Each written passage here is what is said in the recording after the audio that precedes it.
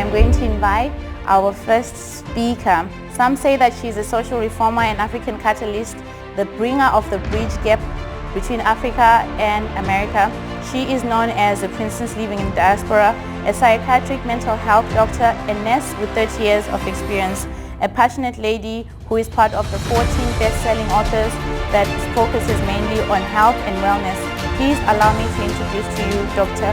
Princess Fumi Hancock. Let me start by saying thank you. Thank you for all that you do. Thank you for who you are. Thank you for your heart of gold. Thank you for your sacrifice. Thank you for bringing the women together. Thank you.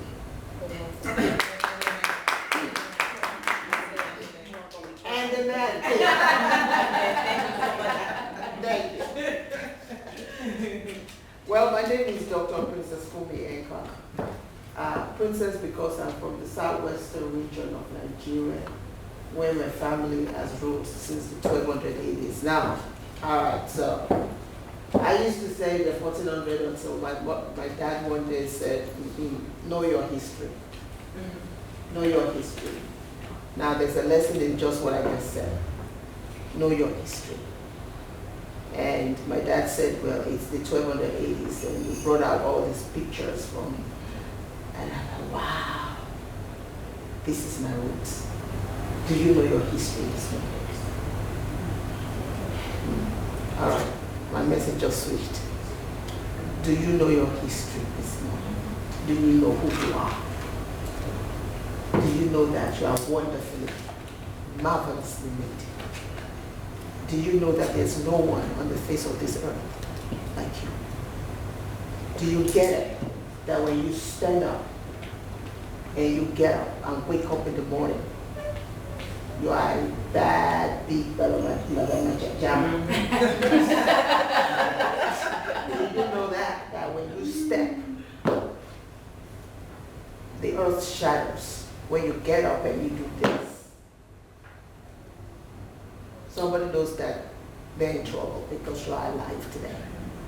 Do you know that even with the mental illness and everything, you might wake up depressed, you might wake up anxious, you might wake up and have, but when you step into this, the earth moves. When you do this, you shift the earth.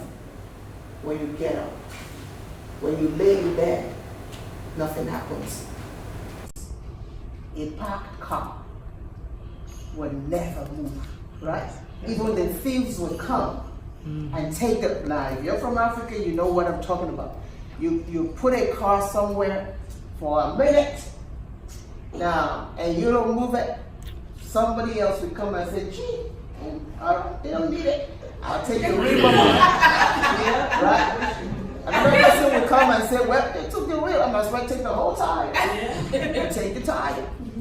And then somebody says, oh my goodness, no tire, no rim. Oh, well, let me just take one thing there and go put it in somebody else's car. You know? A parked car. This is what happens to a parked car. Like that. This is what happens to a parked car. Absolutely nothing but people come and steal and rob until you are now a shell, a complete shell that needs to be rebuilt. This is what happens with mental illness. This is what happens when we don't get up and do this. But when you get up and do this, even the things that are not aligned, the power of your stand, the power of your stand turns situations around. The power, that power that you have when you get up and you move with authority. You might be depressed, but when you get up, you move with power, you move with strength, you move with authority, and you shape the earth on your behalf and on behalf of generations to come behind you. This is what you do when you wake up in the morning. So the next time you lay in bed and you're tired, and you don't feel like getting up, remember Princess said, wake up, get up, and shake the heavens on your behalf and on behalf of generations behind you. That is what you do when you know who you are. That's right. That is who you are. Someone who is a shaker, a mountain mover, a valley shaker. That's who you are this morning, a mountain mover. Think about that. That's heavy. And you're a valley shaker. So which means, if you find yourself in the valley, remember, you're there not just to sulk, not just to get unhappy, but you were placed there to shake the valley. And so you have to get up and say, I might be in the valley this morning. I'm shaking the valley. And if you find yourself on top of the mountain, don't get too happy. Remember, you are put there to move that mountain. That's right. On Beautiful. behalf of yourself, That's very beautiful. on behalf of your generations to come behind you. You see, you are here sitting here this morning because there are generations waiting on your behalf. They're waiting to eat from you, from your table. Generations behind you are waiting to drink from the cup that you're drinking and you're going to drink this week. Generations are waiting. That what you eat this week, and I said eat, what you eat from this table, from Sis Wendy's table,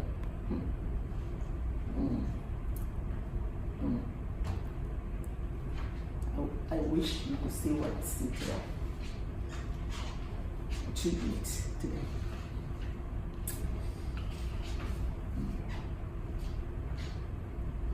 You're sowing seed for you. You're sowing seed for your family. You're sowing seed for nations. You're sowing seed right now. You're sitting right here. Some of you right now. I see an ambassador in this place right now.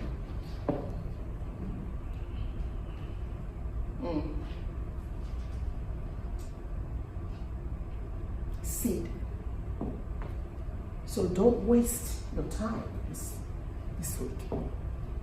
Eat, drink, pour. Pour. Can you say pour? Pour. If you walk past somebody and you feel the pull, go and pull from that person. If you feel like eating and you walk past somebody and you say, I'm hungry, go. Eat from that person. Because you're eating on behalf of a whole nation. We have nations here. We're divided, but we have nations here.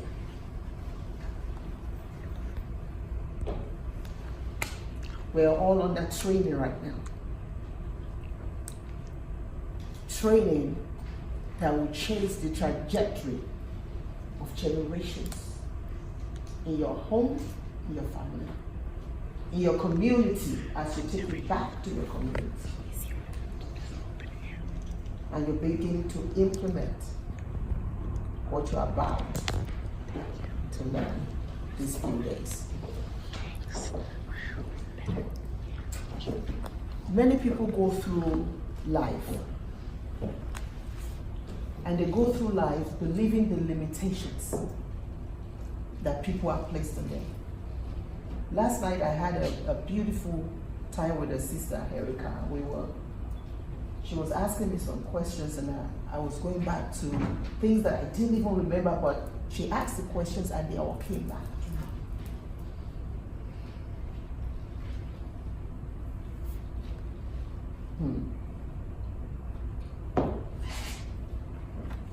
I want to share with you 2 pivotal moments in my life that changed my life. There was something that I was sharing with her and I said, oh my God, I'm not taping. Just Wendy's not yet to tape me because when I get in that mode, there's just that teaching that comes and I'm hearing it and I'm saying to myself, that's good. I should tape it. And we were talking about how every one of us, when you were thought in your mother's womb, there was a phrase that signifies who you are. In the African culture, when you have a baby, right, 40 days the mother is kept in the house, can go out, can do nothing. And they begin to speak, when on the 40th day, they have this big ceremony, and they begin to speak into the life of this child, to draw out the destiny of that child. And different things, cola nuts and all that represent something, right? And I was talking to her and I said, a lot of us, we have three types of people. One, they have found that phrase that signifies exactly that. It's a pivotal, what they're meant to do, what they're meant to be on earth. They're not doing anything about it, right? Then we have another group that is actually with their big bags down, like myself, sitting on top of it, and they're looking around and saying, why was I created?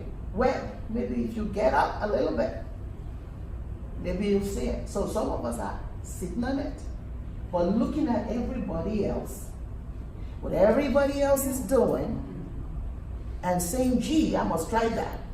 Oh, that didn't work. Yeah, I see every time. Shit, right? That's right. And yeah, they didn't move, right? They're moving like this, looking at everybody else, and then getting upset that their vision is not happening because they don't even know their vision. Wait, get out. Maybe you'll see it. So there's a group like that, and then you have the group that is open. They are in a place like this and they're completely open. And they say, well, I have absolutely no clue, but I'm going to get it.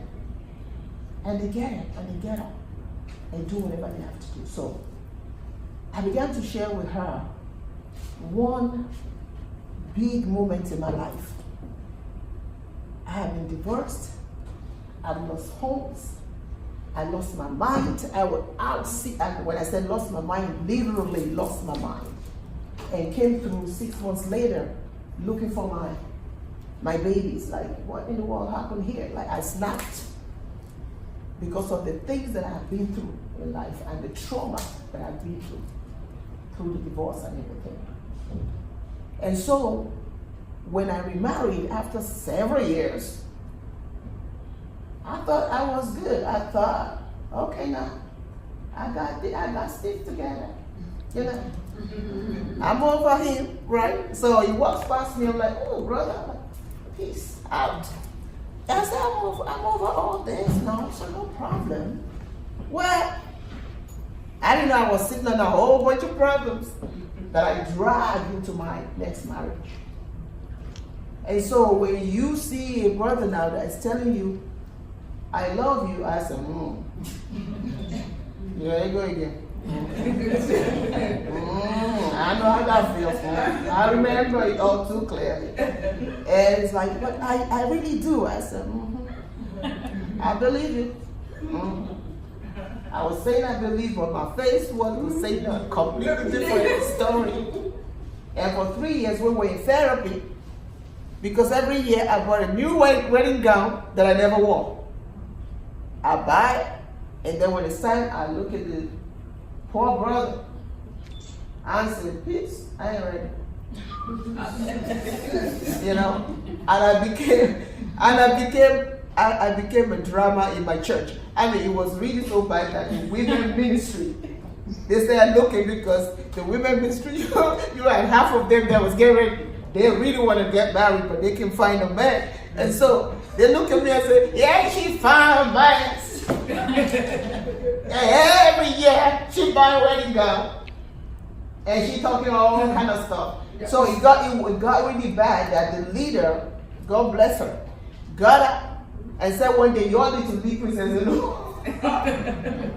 Because she's been through it. I said, look, I've been through it, understand it. I wrote the book on it. I ain't ready.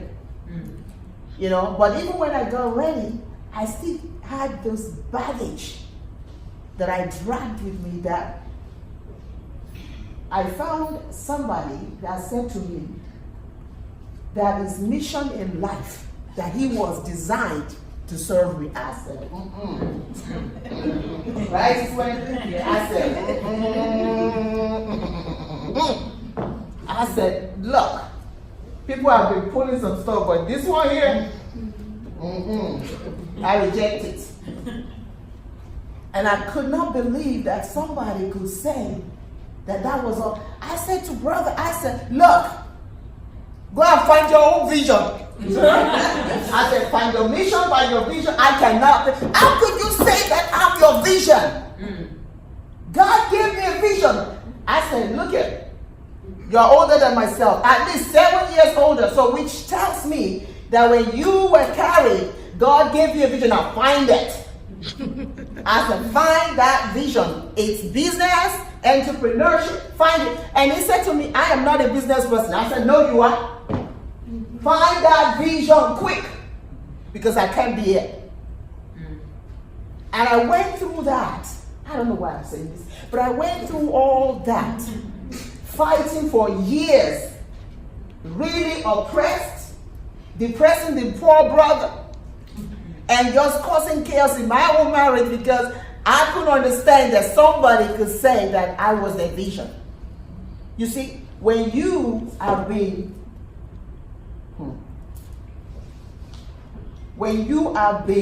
told several times and say, I don't care if you're a princess, you are nobody.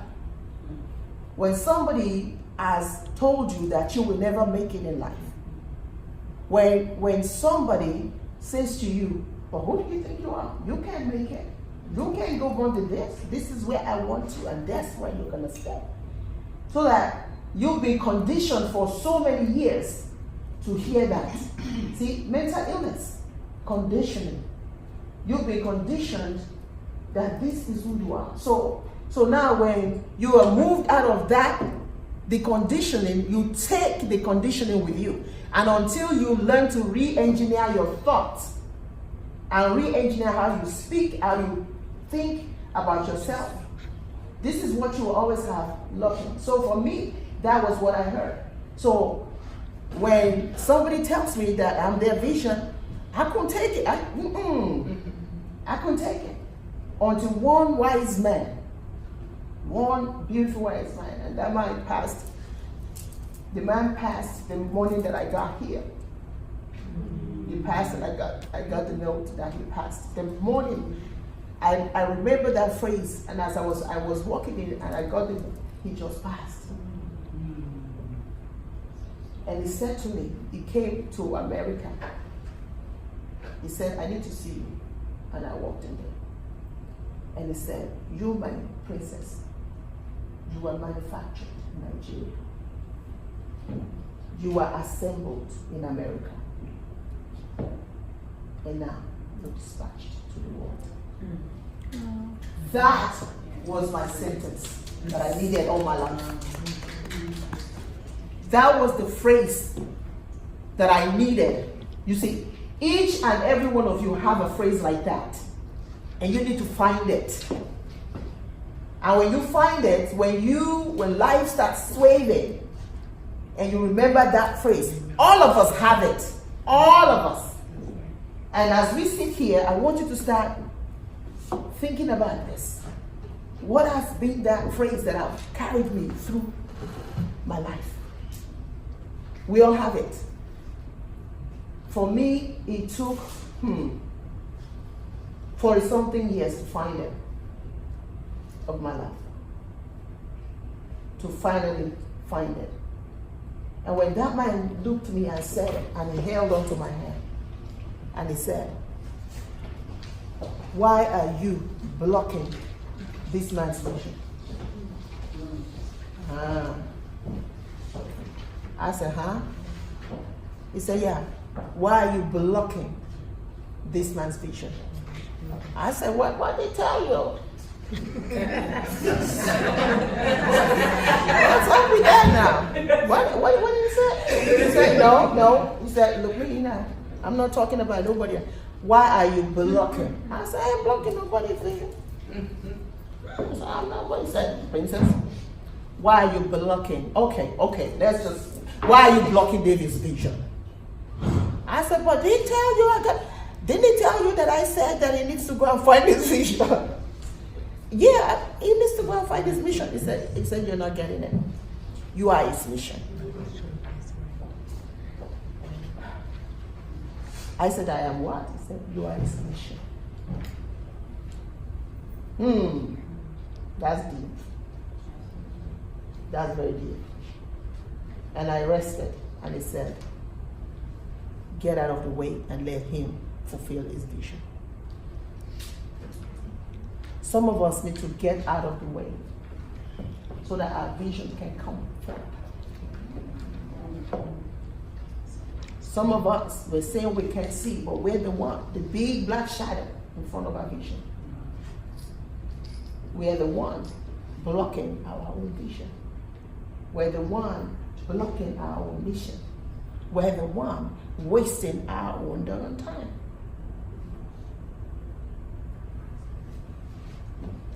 Don't block your vision. Don't block your vision.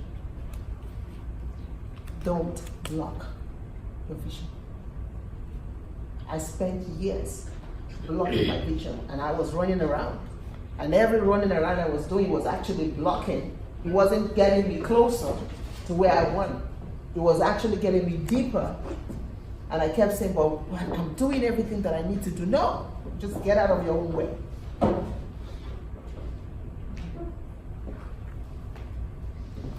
What we call obstacles in life, they are opportunities. What we call obstacles, they are opportunities. Many of us are desperately looking for opportunities. Find the challenge and you'll find opportunities.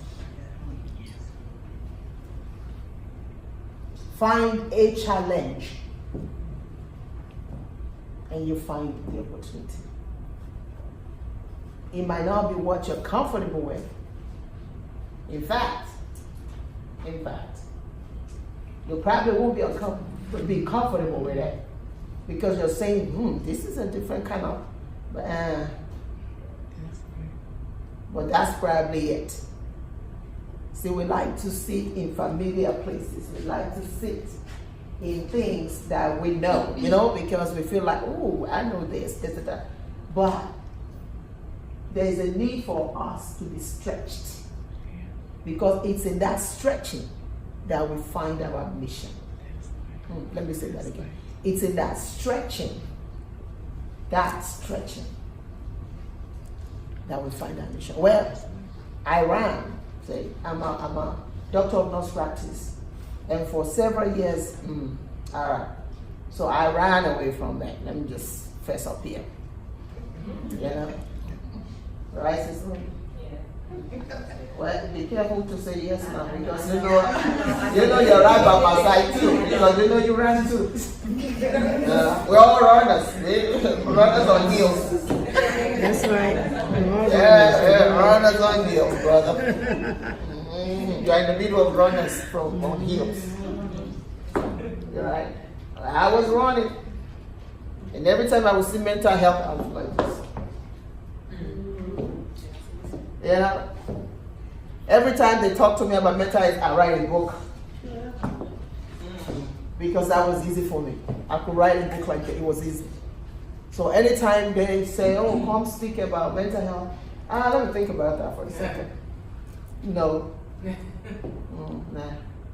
And then I'll be in the plane and say, oh, what do you speak about? My head would say mental health, my mouth would say inspirational speaking. But I would never say mental health until just it's not even a year ago. And I began to feel that tug. It's time for you to start opening your clinics. And I began to feel that tug, and it was heavy and it was scary. And I said, open clinics in America? Okay. What are you sitting on right now? What is that uncomfortable thought that you're sitting on right now? It's uncomfortable because you know that I'm like, ooh, gosh, can I do this? Can I really accomplish this? What is that thought? I want you to take your time this week and say, what is that thought? Number one, what is that phrase that I was born with? I mean, that's powerful. Because if you find that phrase, even when you swear away, that phrase that man gave me, every time I swear away, and I remember manufactured in Nigeria, assembled in America, dispatched to the world. Then I say to myself, am I being dispatched? What am I doing that is dispatching to the world? Right now, I'm dispatching to the world because you all represent the world. Mm-hmm. Find that phrase. Find that phrase. Find that phrase.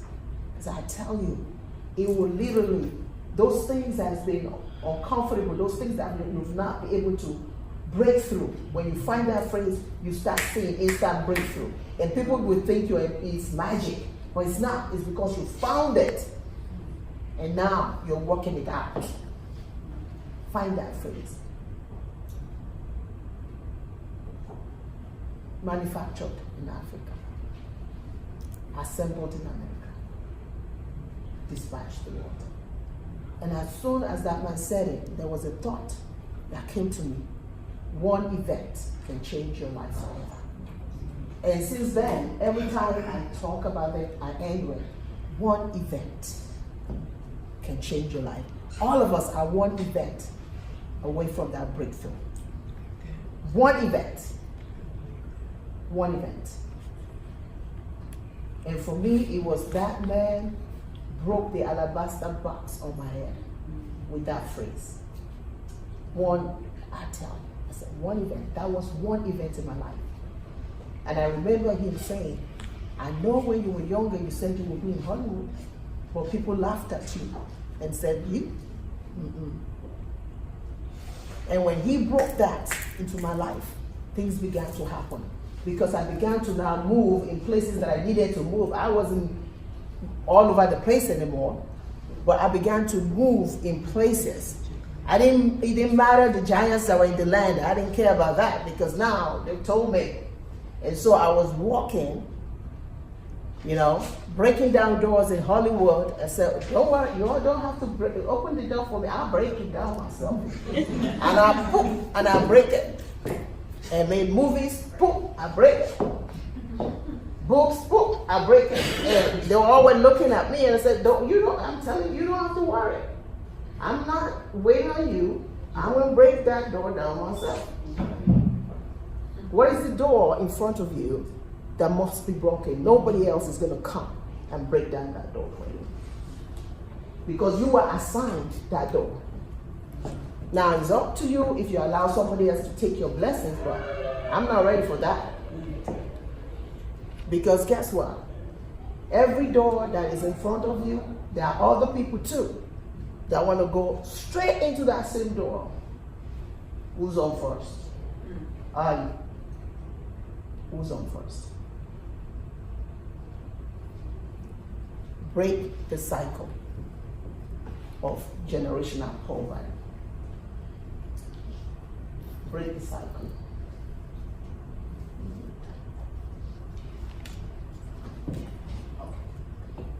Break the cycle of generational poverty.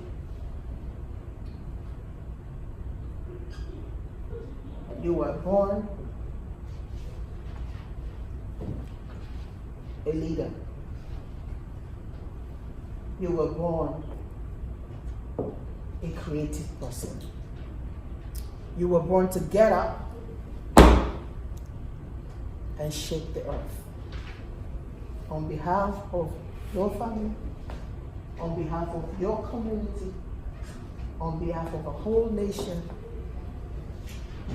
you were simply born to be great. Manufactured in Nigeria, assembled in America, and now dispatched to the world. One event can change your life forever. Make this the event that will change your life forever. Thank you.